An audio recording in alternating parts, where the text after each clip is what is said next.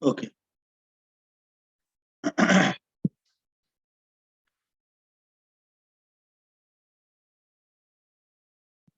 This is your rectifier.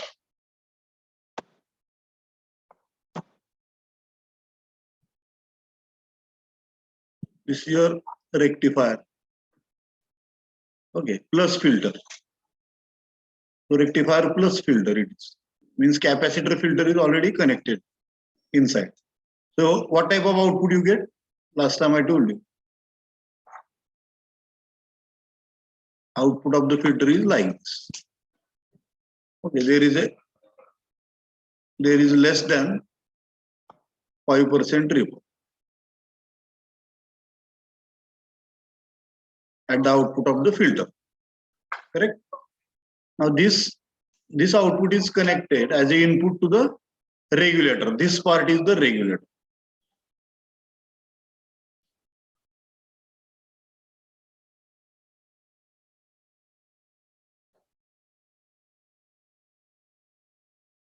This part is your regulator. Okay.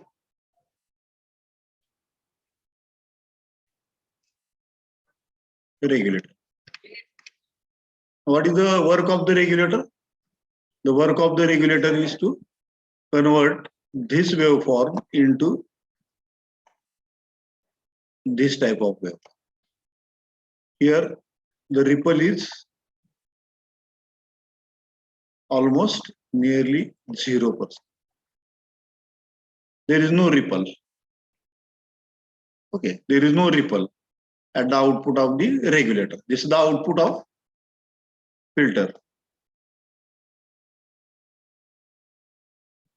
And this is the output of regulator.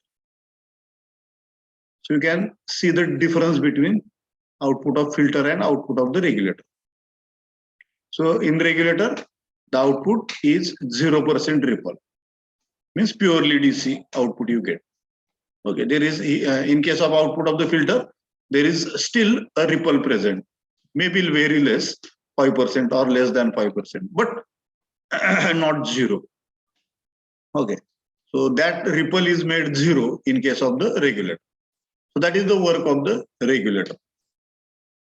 So how it works, that is very important. How this circuit works. So here you get a DC out. This V in means this is a DC output, VDC. Okay. So you can apply the Kirchhoff's law to this loop, and you can say V in is equal to not VDC, it is not VDC, it is V in. V in is equal to, this is the current flowing, I into R, I into RS through this resistance. This is the voltage drop across RS plus VZ plus VZ. Okay. But VZ itself means VO output, that is VDC output. Therefore, I can write V in as I into RS plus VDC. Okay. From this, you can determine the value of RS or I. Whatever value you want to determine, you can determine. If you assume the value of RS, you can determine the value of I. If you assume the value of I, you can determine the value of RS. So RS, let us say, will be equal to V in minus VDC divided by I. Correct? So this type of formula you can obtain. You can design the value of RS. RS ची value आपण काढू शकतो. Assume करायचं आपलं V in किती? V in is say nearly 20 volt. Okay. Let us assume that VZ is equal to, that is the breakdown voltage of the Zener. Let us assume that it is 9 volt Zener. It is a 9 volt Zener. Okay, then what will be the value of RS? RS will be equal to V in, that is 20 volt, minus VDC, that is 9 volt, divided by I. Now, how to determine the value of I? Okay, how to determine the value of I? So, under open load condition, if RL is infinity, if RL is infinity, means open load. RL is infinity. In that case, what will happen? All the current will flow through the Zener diode. Correct. So VZ, there is a rating for the Zener diode. Rating means power rating. That this Zener diode is of 1 watt power, 1 watt power. Or this Zener diode is of half watt or quarter watt. So Zener diodes are available in the power wattages. Okay. So from this power wattage, we can determine the value of IZ. Okay, Zener current. So suppose the Zener diode is of 1 watt. Let us assume that it is of 1 watt. So PZ, we know the formula. Power the formula काय? PZ is equal to VZ into IZ. VZ into IZ. VZ माहिती आहे आपल्याला किती 9 volt आहे. PZ माहिती आहे आपल्याला 1 watt आहे. त्याच्यावरून आपण IZ काढू शकतो. IZ is equal to PZ upon PZ. That is 1 divided by VZ is 9 volt. Okay. This is in amperes. 1 by 9 amperes. Or in milliamperes, I will write 1000 divided by 9. No. Approximately 111 milliampere. This is your Zener current. Okay. So now I can write the formula. When RL is infinity, IL will be equal to 0. हे तर माहिती आहे आपल्याला. RL infinity कडे गेला की RL काढून टाकला आपण. RL जर काढून टाकला तर त्यातनं करंट फ्लो होणारच नाही ना. लोड करंट 0 होईल ऑटोमॅटिक. म्हणजे सगळा I is equal to IS. I is equal to IZ. I जो करंट आहे, that is nothing but IZ, Zener current. सगळाच करंट Zener मधनं फ्लो होईल. Correct? So in this case, this value of I will be equal to IZ. So what will be the value of RS? RS will be equal to 20 minus 9, that is 11, divided by I, that is 111, 111. Correct. Milliampere. So 10 raised to minus 3. So this will be plus 3. So it will be 11,000 divided by 111. Approximately 100 ohm, you can say. The value of RS will be equal to 100. So this value of RS, you have to choose it as 100 ohms, approximately. Correct? So in this way, you can design the circuit. This is called as a designing. Designing means actual calculations you have to perform. You have to assume some values and you can determine the remaining values. Okay. Now if I connect a load RL, now RL is not infinity. RL is not infinity. There is some current flowing through RL. Let us say that current is IL. In that case, we can apply the Kirchhoff's current law. This current I gets divided into two parts. One is IZ and another is IL. So I can write Kirchhoff's current law. I is equal to IZ plus IL. Okay. When IL is 0, I is equal to IZ. IL कधी 0 होईल? When RL is infinity. IL is equal to 0 याचा अर्थ RL is equal to infinity. असं झालं. Okay. पण load जर हे असेल नॉट इन्फिनिटी, ठीक आहे. समजा लोड आपण इथे अश्युम करू की 500 ओम लोड आहे किंवा 100 ओमचं लोड आहे. Okay, let us assume that RL is 100 ohm. So what will be the current flowing through this 100 ohm resistance? आता आपल्याला माहिती इथलं जे व्होल्टेज आहे दॅट इज व्हीझेड, आणि व्हीझेड म्हणजेच व्हीओ व्हीडीसी. करेक्ट. व्हीझेड हे पॅरलल आलं ना या लोडला आर एल ला, म्हणजे हेच व्होल्टेज इथं आउटपुटला तुम्हाला दिसतंय. VZ is equal to VDC. So what will be the current flowing through RL? IL is equal to VDC upon RL. RL आपण assume केलं 100 ओम, RL is 100 ओम. VDC पण आपण assume केलं 9 व्होल्ट, 9 व्होल्टचं जनरेटर आपण वापरलेलं आहे. So what will be the value of IL? In that case, IL will be equal to 9 upon 100. In case of milliamperes, I will write it is 90 milliamperes. IL is equal to 90 milliamperes. परंतु आपल्याला माहिती आहे I is equal to 100 ohm, 100 milliampere. Sorry, I is equal to किती काढलं होतं आपण? 111 milliampere काढले. ही I ची व्हॅल्यू होती. सो आपण फॉर्म्युला पण लिहिला होता I is equal to IZ plus IL. ठीक आहे, हे तर फिक्स आहे, हे 111 राहणार. ठीक आहे, सो 111 बरोबर IZ आपण काढू शकतो. IL आपला आलाय 90 मिलीएम्पियर,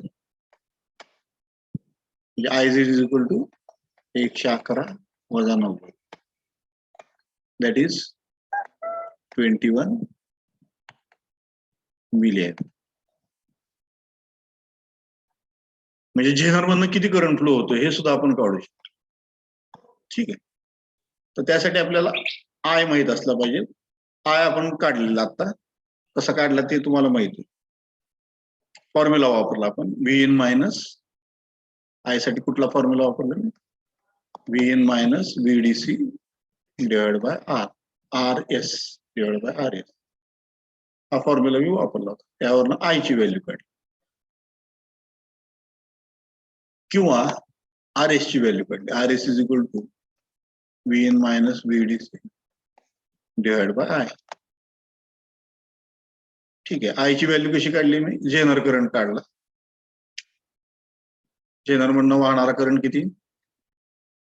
आयझेड. ठीक आहे, जेनरच्या अक्रॉस व्होल्टेज किती? व्हीझेड. व्हीझेड इंटू आयझेड इज पीझेड, पॉवरचा फॉर्म्युला. आणि आपण अश्युम केले की हा 1 वॅटचा जेनर आहे. 1 वॅटचा जेनर. व्हीझेड आपण अश्युम केले 9 व्होल्टचा जेनर आहे, त्याच्यावरून आपण आयझेड. ठीक आहे, 1/9 म्हणजेच 1000/9 मिलियन. त्याच्यावरनं व्हॅल्यू आली आपली 111. बरोबर आहे. तर लोड नाही जोडला तरी एवढा करंट तुमचा फ्लो होणारच. लोड जरी जोडला नाही तुम्ही, RL जरी इन्फिनिटी केला तरी सुद्धा एवढा करंट जेनर डायोड मधनं फ्लो होणार आहे, 111 मिलियन. ठीक आहे. आणि जर लोड जोडला तर करंट डिवाइड होणार, थोडासा जेनर मधनं फ्लो होईल आणि लोडच्या रेजिस्टन्स प्रमाणे लोड मधनं काही करंट फ्लो होईल. त्यासाठी आपण फॉर्म्युला इथं लिहिलेला I is equal to IZ plus IL. Okay, in this way you can determine.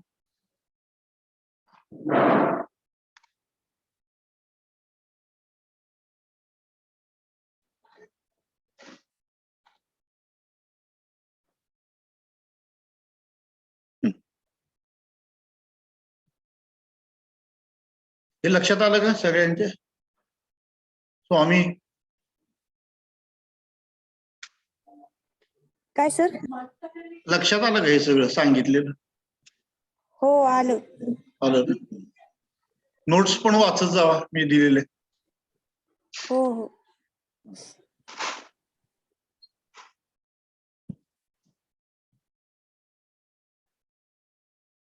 Okay, so this is all about the Zener regulator. Okay, आता मी जे कॅल्क्युलेशन केली इथं दाखवलेलं. आता जेनर रेग्युलेटर मध्ये रेग्युलेटरचं काम काय? To give fix DC output. Correct, that is the work of the regulator. रेग्युलेटरचं काम असते to give fixed value DC voltage. ठीक आहे. म्हणजे मी इकडे व्ही इन व्हॅरी केला, इनपुट व्होल्टेज व्हॅरी केलं,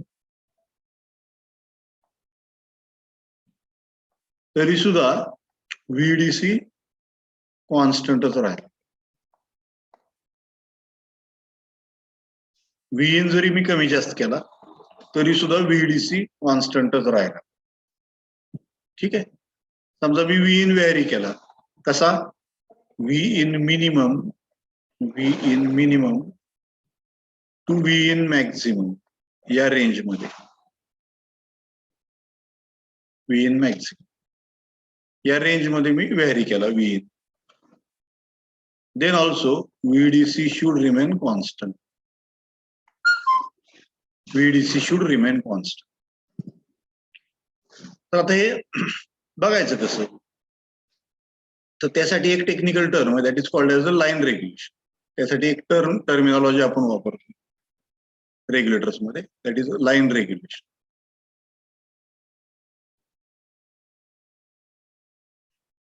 okay. What is the line regulation?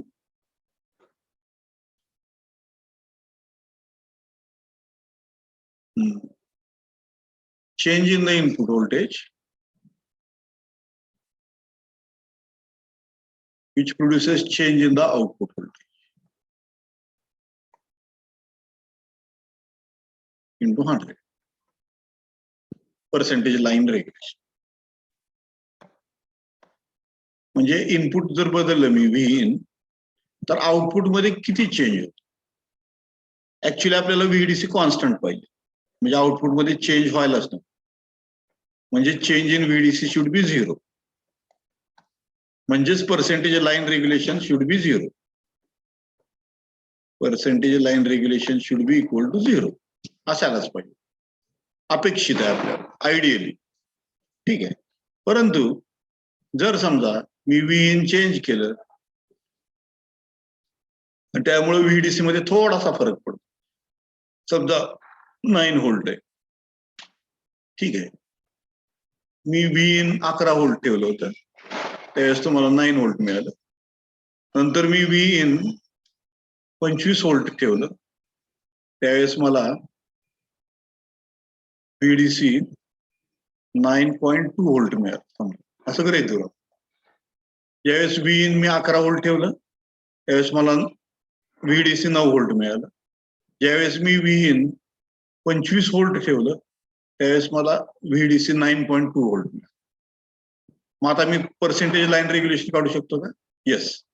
9.2 minus 9 divided by 25 minus 11. Change in the output divided by change in the input. This is line regulation into 100. किती आलं? 0.2 divided by 14 into 100. It is 20 divided by 40. 14 एक 14.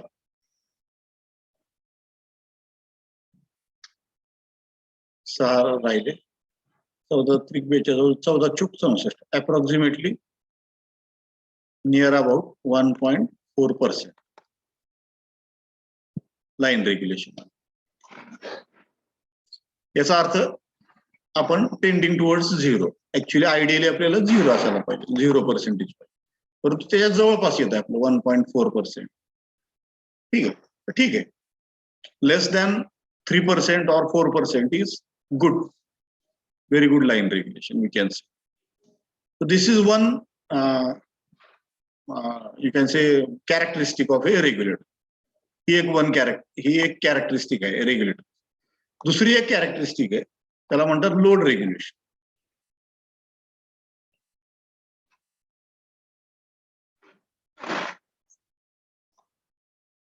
Okay. Change in VDC due to change in IDC.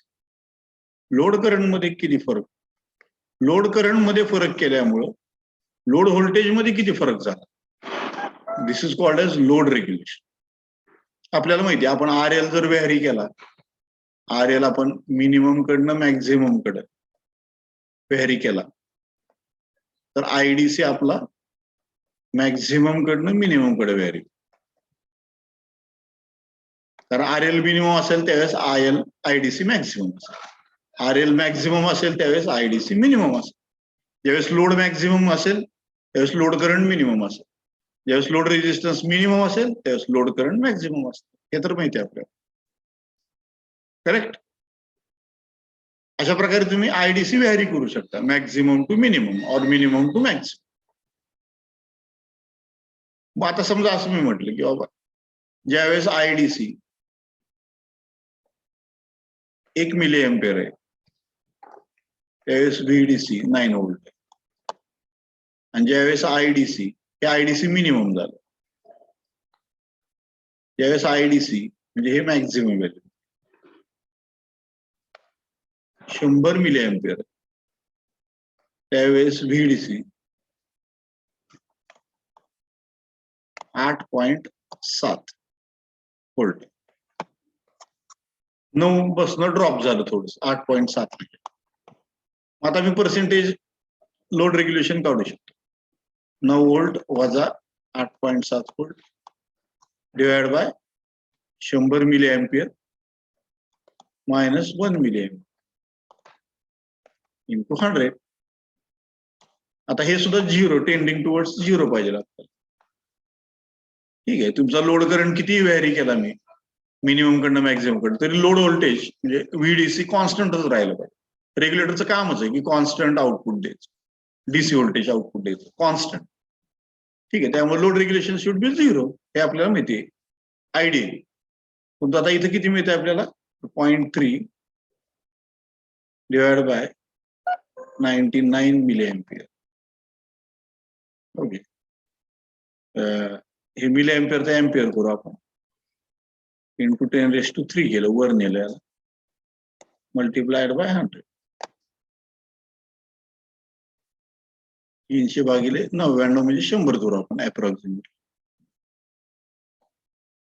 3.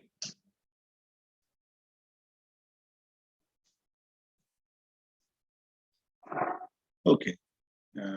3 आलं इथं उत्तर. तर load regulation आपलं 3 आलं. हे मिनिमम कडे यायला पाहिजे. इट शुड टेंड टुवर्ड्स 0. इट शुड टेंड टुवर्ड्स 0.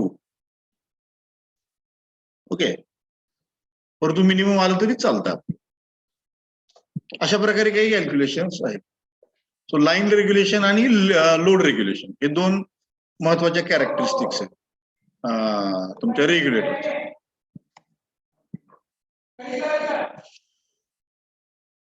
इथं दाखवलं लोड रेग्युलेशन.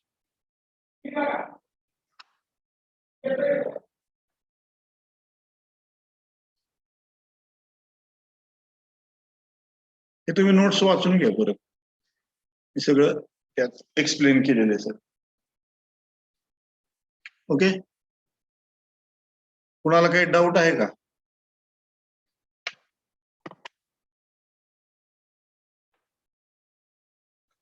अंधारी नाही सर. समजतंय सगळं? हा. ओके ठीक आहे. So that is the end of this chapter. I will switch over to next chapter now. पुढचा चॅप्टर आपण चालू करू. And that is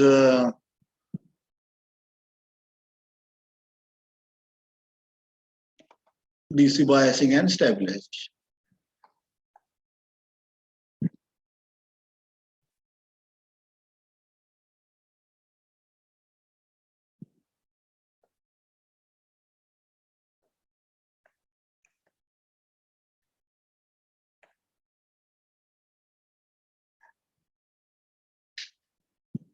या अगोदरचे चॅप्टर आपले डायोडशी रिलेटेड होते. आता ह्या डीसी बायसिंग अँड स्टॅबिलायझेशन इथनं पुढचे चॅप्टर सगळे ट्रान्झिस्टरशी रिलेटेड आहे.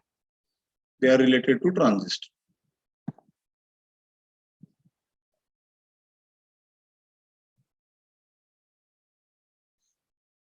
ओके. तुम्हाला बेसिकली सांगतो की डीसी बायसिंग म्हणजे काय आणि त्याची गरज काय आणि स्टॅबिलायझेशनची काय गरज. ठीक आहे. डीसी बायसिंगचा अर्थ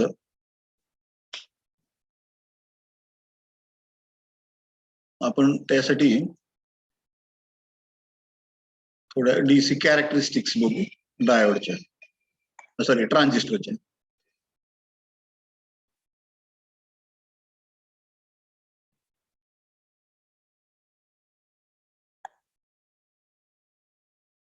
तुम्ही जर कॅरेक्टरिस्टिक्स बघितले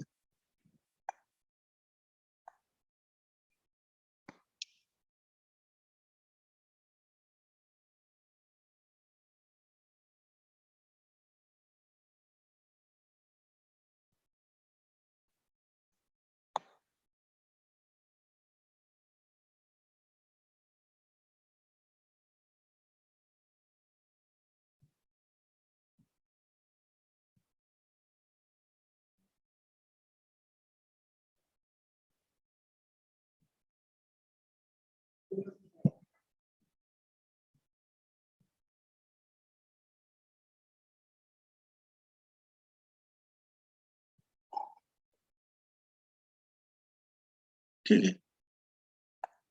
तर मागच्या वर्षी तुम्हाला झालेलं असेल की दिस is IC and this is VCE. IC versus VC for different values of IB. IB minimum असताना, IB medium असताना आणि IB मॅक्सिमम असताना. ठीक आहे. असे वेगवेगळे याला आपण हे घेतलेले ग्राफ्स घेतले. ठीक आहे. या ग्राफवरून आपल्याला काय दिसतं,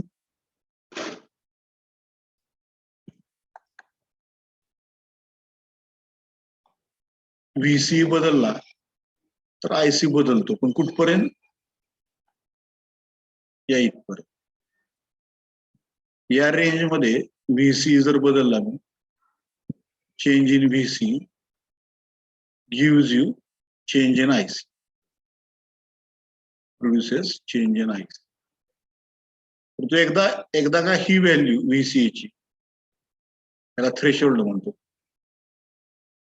थ्रेशोल्ड व्हॅल्यू एकदा ओलांडली तुम्ही, इकडे आला या रिजन मध्ये, की इथं IC मात्र फ्लॅट झालेलं असतं. Okay. So above the threshold value IC is independent of VCE.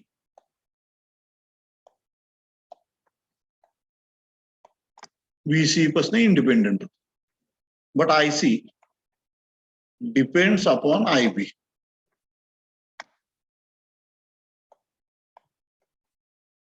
Depends upon IB च्या व्हॅल्यूवर मात्र IC ची व्हॅल्यू अवलंबून आहे. जर IB मिनिमम असेल तर IC इतका आहे, जर IB मीडियम असेल तर IC एवढा आहे, जर IB मॅक्सिमम असेल एवढी व्हॅल्यू तर IC एवढा आहे. So what does this show you? That IC is directly proportional to IB. Okay. त्याला जर मी constant IC is equal to K constant into IB असं लिहिलं, then K becomes IC upon IB. यालाच आपण काय म्हणतो, बीटा करंट गेन. यालाच आपण बीटा करंट गेन. बीटा म्हणजे त्याचा सिम्बॉल आहे करंट गेन. करंट गेन कशामुळे म्हटलेलं, IC upon IB current ratio आहे म्हणून त्याला current gain. Okay, that is nothing but IC upon IB.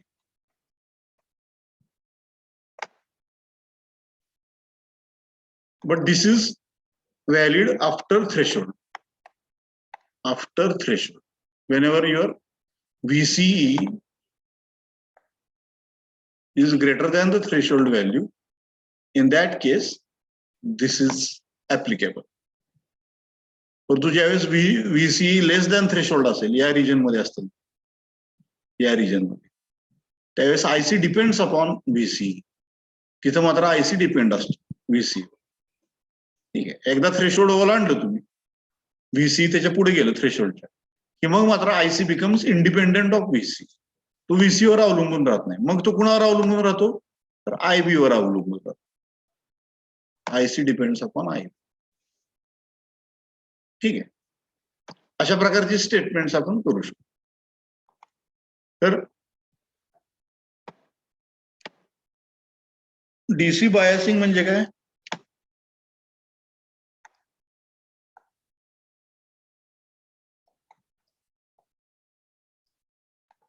DC बायसिंगचा अर्थ आपल्याला आयसी ची व्हॅल्यू, आयबी ची व्हॅल्यू आणि व्हीसी ची व्हॅल्यूज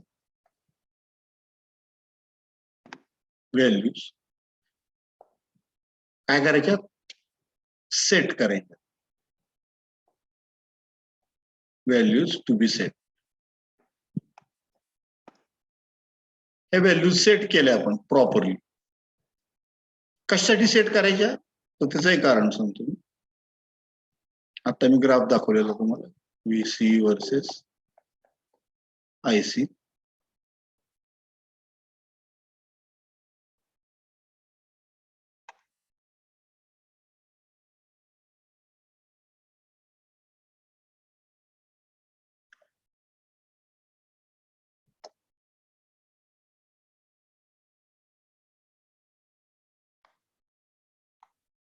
तर ही आयसी ची व्हॅल्यू आयसी मॅक्स ठेवली मी इथे. आयसी मॅक्स आहे, दिस इज आयसी मॅक्स.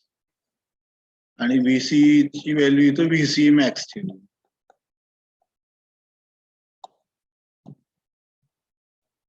ठीक आहे. ह्या दोन व्हॅल्यूज मी जॉईन केल्या. ह्या दोन व्हॅल्यूज मी जॉईन केल्या.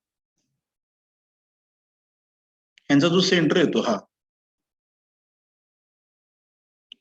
हे IB1, हे IB1 साठी, हे IB2 साठी आणि हे IB3 साठी. हा जो सेंटर आलेला आहे, ही जी लाईन दिसते तुम्हाला, ह्याला डीसी लोड लाईन म्हणायचं. It's called as DC load line. या डीसी लोड लाईनचा सेंटर जो असतो त्या सेंटरला म्हणतात क्यू पॉइंट, और it is also called as operating point. त्याला दुसरं एक नाव आहे, क्युसंट पॉइंट और ऑपरेटिंग पॉइंट. ऑपरेटिंग पॉइंटचा अर्थ काय? तुमची आयबीची व्हॅल्यू एवढी ठेवलेली आहे, सेट केलेली आहे. आता मी लिहिलं होतं IC, IB and VC values to be set. तर आयबीची व्हॅल्यू मी सेट केली या क्वांटिटीला, IB2 ला, की माझी आयसी ची व्हॅल्यू सेट झाली. किती येणार? एवढी.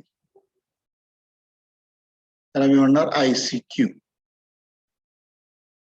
ही जी व्हॅल्यू आहे ती आयबी क्यू, आणि याच्या करस्पॉन्डिंग इकडची जी व्हॅल्यू आहे व्हीसी ची, ती येणार व्हीसी क्यू.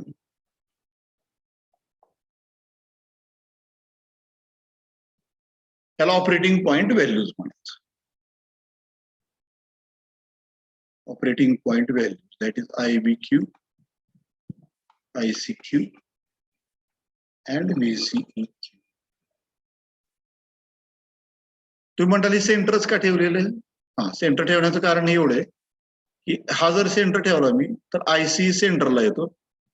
आयसी ची व्हॅल्यू सेंटरला येते, म्हणजे 0 आणि मॅक्झिमम जो आहे त्याच्या निम्म्याला येते. Okay. So IC Q should be equal to IC max divided by 2. Correct? VCEQ should be equal to VCE max divided by 2. सेंटरला ठेवली आपण या लोड लाईनची सेंटर. ही जी लाईन जोडली आपण आयसी मॅक्स आणि व्हीसीई मॅक्सची, ह्या लाईनला आपण लोड लाईन म्हटलेली आहे, डीसी लोड लाईन. आणि त्या लाईनचा सेंटर जो आहे तो म्हणजे ऑपरेटिंग पॉइंट. ठीक आहे. त्या सेंटर पॉइंट पासून आपण आयसी क्यू आणि व्हीसीई क्यू या दोन व्हॅल्यूज डिटरमाइन केल्या. आणि आपल्याला माहिती आयसी क्यू किती पाहिजे, तर आयसी मॅक्सच्या निम्मा पाहिजे. व्हीसीई क्यू किती पाहिजे, तर व्हीसीई मॅक्सच्या निम्मा पाहिजे. ठीक आहे, अशा प्रकारे आपण सेट करू शकतो व्हॅल्यूज. ह्याला म्हणायचं डीसी बायसिंग. ह्या व्हॅल्यूज सेट करणं म्हणजेच आपण दुसरा त्याला शब्द म्हणतो की डीसी बायसिंग केलेलं आहे. ट्रान्झिस्टरचं बायसिंग आपण केलेलं आहे, असा त्याचा अर्थ. ओके, नलवडे समजतंय का? हो सर. हा, मागच्या वर्षी तुम्हाला फर्स्ट इयरला हे झालं होतं का, characteristics of transistor?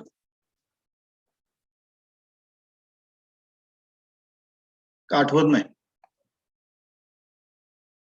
Transistor characteristics एक आहेत,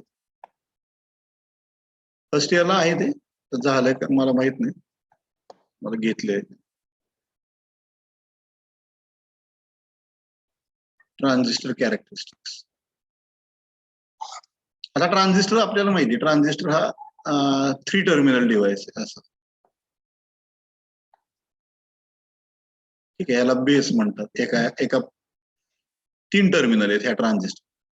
ट्रान्झिस्टर वेगवेगळ्या शेप मध्ये आहेत, राऊंड शेप आहेत काही ट्रान्झिस्टर, काही असे अर्धे गोल आणि अर्धे चपटे अशा शेप मध्ये आहेत. याच्यात 3 असे लेड्स बाहेर काढलेले असतात, कनेक्टिंग लेड्स. ठीक आहे, तर एका लीडला आपण बेस म्हणतो, त्या लीडला आपण एमिटर म्हणतो, आणि वरच्या याला आपण कलेक्टर म्हणतो. ठीक आहे, परंतु आपल्याला माहिती की ज्यावेळेस आपण इलेक्ट्रॉनिक सर्किट कन्सिडर करतो त्यावेळेस त्याला इनपुट आणि आउटपुट असतं. शक्यतो इलेक्ट्रॉनिक सर्किट्सला कसं असतं, एक इनपुट साइड असते आणि एक आउटपुट साइड असते, आणि मध्ये तुमचं इलेक्ट्रॉनिक सर्किट असतं. इकडं आपण इनपुट देतो आणि इकडं आपल्याला आउटपुट मिळते. ठीक आहे, तर आपल्याला माहिती आहे आता हा ब्लॅक बॉक्स झाला. ब्लॅक बॉक्स, या ब्लॅक बॉक्स मध्ये इलेक्ट्रॉनिक सर्किट आहे कुठलं तरी, त्याला आपण एक इनपुट दिली तर आपल्याला एक आउटपुट मिळते. तर इनपुट आणि आउटपुट अशी मिळून किती टर्मिनल झाले? टोटली 4 टर्मिनल झाले. एक 2 इनपुटला लागतात आणि 2 आउटपुटला लागतात टर्मिनल. ठीक आहे, तर electronic circuit is a 4 terminal network. It is a 4 terminal network. मला ट्रान्झिस्टर तर 3 टर्मिनल आहे. ट्रान्झिस्टर वापरायचा जर असेल तर मला 4 टर्मिनल नाहीये ट्रान्झिस्टरला, 3च टर्मिनल आहे. मग कसं करायचं? मग काय करतात, एक टर्मिनल कॉमन करतो आपण इनपुटला आणि आउटपुट, कॉमन. हा कलेक्टर आउटपुट साइडला आला आणि हा बेस इनपुट साइडला, आणि एमिटर आपला दोन्हीकडे आला, इनपुटला पण आला आणि आउटपुटला. असं जर केलं मी सर्किट तयार, कारण ट्रान्झिस्टरला 3च टर्मिनल आहे आणि आपल्याला इलेक्ट्रॉनिक सर्किटसाठी 4 टर्मिनल लागतात, 2 इनपुट साइडचे आणि 2 आउटपुट. मग आपण काय केलं, एमिटर कॉमन केला, इनपुटला पण एमिटर आहे आणि आउटपुटला पण आहे. रेफरन्स म्हणतो याला आपण, याला रेफरन्स म्हणतो, रेफरन्स लाईन. खालची लाईन असते ती रेफरन्स लाईन, तर एमिटरला आपण रेफरन्स लाईन म्हणून वापरतो. तर मग हे 4 टर्मिनल झाले. आता इकडे 2 इनपुट झाले, इकडे 2 आउटपुट झाले, ह्याच्यासारखं झालं. ठीक आहे, जर आपण एमिटर कॉमन केला तर त्याला म्हणायचं common emitter configuration. Common emitter configuration.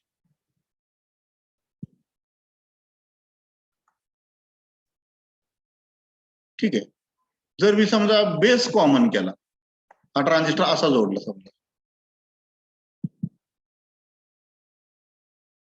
Emitter, हा बेस आणि हा कलेक्टर, हा बेस मी कॉमन केला. हे इनपुट आहे एक्स. हो, हे आउटपुट आहे. कुठे गेली? बाहेर गेली. इनपुट आणि आउटपुट आहे इथं. ठीक आहे, इथं बेस कॉमन झाला तर ह्याला काय म्हणायचं? Common base configuration. सिंपल आहे, कॉमन बेस कॉन्फिगरेशन. आणि त्याच्याऐवजी मी कलेक्टर कॉमन केला. इनपुटला बेस ठेवला आणि आउटपुटला एमिटर टाकला तर त्याला म्हणायचं कॉमन कलेक्टर कॉन्फिगरेशन. अशी 3 प्रकारची कॉन्फिगरेशन. हे फर्स्ट इयरला झालेलं असेल तुम्हाला, परंतु मी जरा रिफ्रेश केलं तुम्हाला परत एक. हे 3 प्रकारची कॉन्फिगरेशन. त्यातलं सर्वात महत्वाचं आपलं जे आहे ते कॉमन एमिटर कॉन्फिगरेशन. हे आपल्या दृष्टीनं महत्वाचं, तर हे पुढे सगळीकडे वापरलं जातं. ठीक आहे, कॉमन एमिटर कॉन्फिगरेशन. तर ते आपल्याला माहित असलं पाहिजे कॉमन एमिटर का म्हटलेलं आहे त्याला. मग कॉमन एमिटर ऍम्प्लिफायर हा पुढचा पार्ट आला. ठीक आहे, मग डीसी बायसिंग काय, हे सगळं आपलं ह्याच्या पुढचा भाग आला. हे थोडंसं मी ब्रशअप केलं तुमचं फर्स्ट इयरचं. आठवत आहे का?